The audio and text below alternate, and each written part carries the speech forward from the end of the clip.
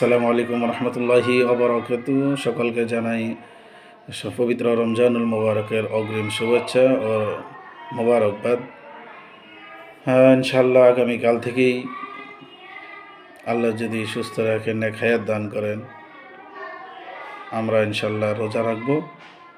আল্লাহ তাআলার কাছে দোয়া করি আল্লাহ তাআলা যেন রমজানুল মোবারকের প্রত্যেকটা রোজা সুন্দরভাবে সুস্থভাবে পবিত্রতা রক্ষা করে আদায় করার তৌফিক দান করেন সকল মুসলিম জাতিকে। এবং সাথে সাথে আমরা যেন এই রমজান মাস আমাদের জন্য মনে করি হয়তো জীবনের সর্বশেষ রমজান মাস হিসাবে আমরা এই রমজান মাসের সুন্দরভাবে ইবাদত করি, 5 ওয়াক্ত নামাজ আদায় করি এবং এই রমজান মাসেই আমরা আল্লাহ তাআলার কাছ থেকে গুনাহ ক্ষমা করে নিয়ে আমরা যেন আল্লাহ তাআলার বন্ধুতে রূপান্তরিত হতে পারি। আল্লাহ তাআলা যেন আমাদের সকলকে তৌফিক দান করেন। আমিন। আসসালামু আলাইকুম ওয়া রাহমাতুল্লাহি ওয়া বারাকাতুহু।